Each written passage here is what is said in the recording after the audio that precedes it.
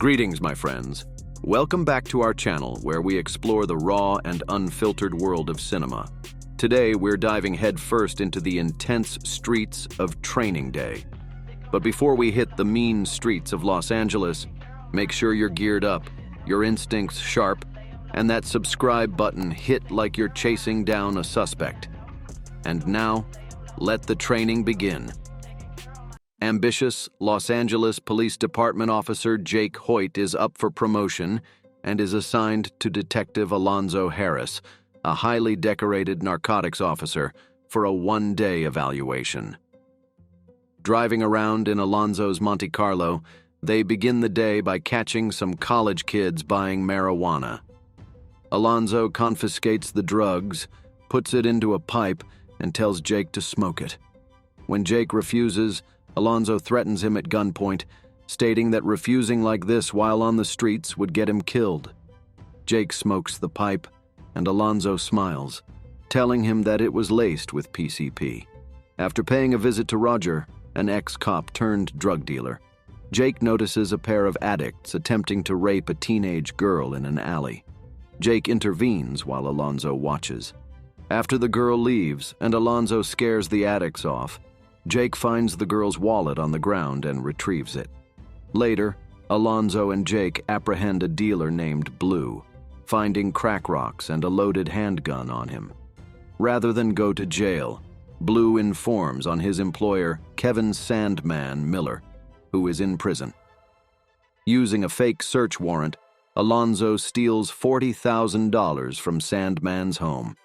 At lunch, the two visit Alonzo's mistress Sarah and their young son. Alonzo then meets with a trio of corrupt, high-ranking police officials he dubs the Three Wise Men. Aware that the Russian mafia is hunting Alonzo over a large unpaid debt, they suggest that he skip town. Alonzo insists he has control of the situation and trades the $40,000 for an arrest warrant. Using the warrant, Alonzo, Jake, and 4 other narcotics officers return to Roger's house and seize $4 million, a quarter of which Alonzo keeps. Alonzo shoots and kills Roger when Jake refuses, staging the scene with his men to make the shooting look justified. Infuriated, Jake gets into a Mexican standoff with the corrupt officers. However, Alonzo, having planned the day's events, has a trump card. A routine post-incident blood test will flag the PCP-laced cannabis Jake smoked earlier and end his career. Alonzo promises to protect Jake for his cooperation, and Jake is forced to comply. Later that evening, Alonzo drives Jake to the home of a Sureños gangster named Smiley for an errand.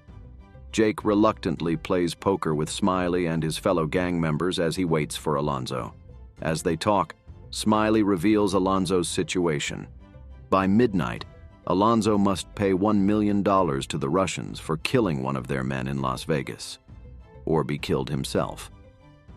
Realizing that Alonzo abandoned him and has paid Smiley to kill him, Jake attempts to flee but is beaten and dragged to the bathroom to be executed. Before they can kill Jake, a gang member searches him for money and finds the wallet of the teenage girl, who happens to be Smiley's cousin. After calling his cousin and confirming that Jake saved her, Smiley releases Jake out of gratitude. Jake returns to Sarah's apartment to arrest Alonzo just as he is leaving to pay the Russians with Roger's money. A gunfight and chase ensue, and Alonzo is eventually subdued on the street while the entire neighborhood gathers to watch.